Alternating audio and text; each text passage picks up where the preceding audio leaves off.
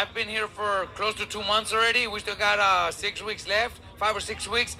But I've been coming back and forth since December. So we've been working on the same thing since last December. So I think that's more than enough time. Angel Fernandez also does a great job. We're always communicating on what he needs to be doing, and he's doing exactly what the plan is. So I think we'll be more than ready. What do you think from the first fight? He didn't do so well.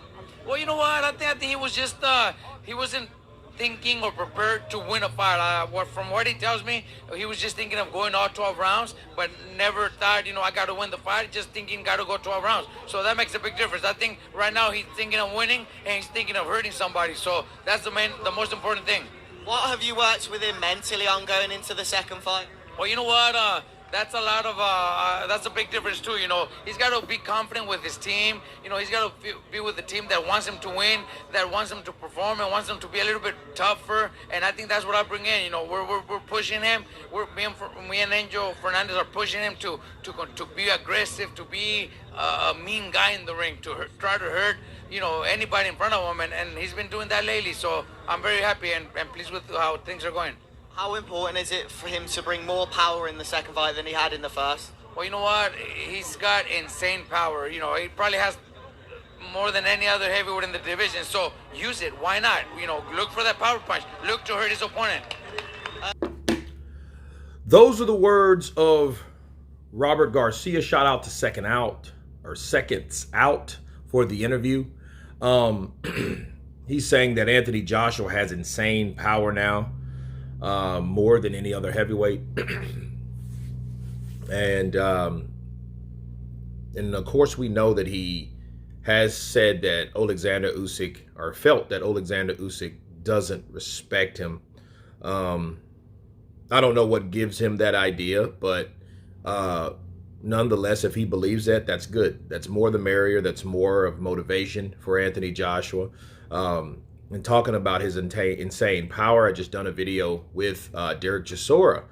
Of course, Derek Chisora was FaceTiming Anthony Joshua, and he was just like, what the hell, did you hit him with? Because Derek Chisora hit him with punches that busted him up, bloodied his nose, both sides of his eyes, and he still couldn't get him out of there.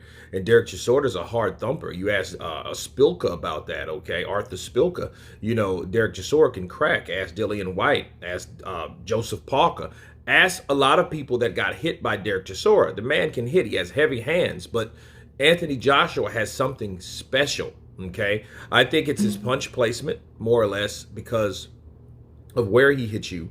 And instead of a mauling, rough, ragged shot, the punch placement on exact part of your head or your temple or your chin, right at the tip of your chin versus, all over your face is a big difference, okay? Now, from Robert Garcia saying that he's the strongest, I'm not sure. I can tell you this, as far as punching, the left hook is probably the most powerful that Joshua has. The right hand is probably second. The right uppercut is second. The straight right, I think, is third.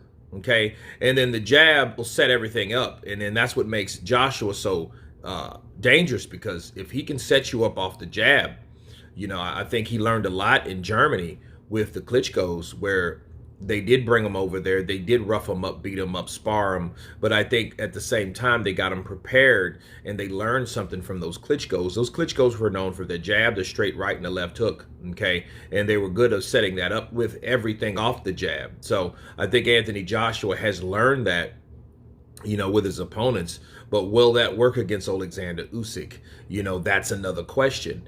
I think his mentality has to change. I think it is a good idea to have Robert Garcia in there, because Robert Garcia is the type of guy that will get in your face. He will get in your shit. He will make you feel meaner and meaner between rounds, because if you're not doing what he wants you to do, him bitching at you is only going to make Joshua more aggressive. Okay, bar none. And I think that Joshua is one of the most powerful heavyweights. We don't know if he's the strongest. I think, honestly, it's irrelevant, because it's not how strong you are. It's what you can exploit and what you can show exploit your strengths.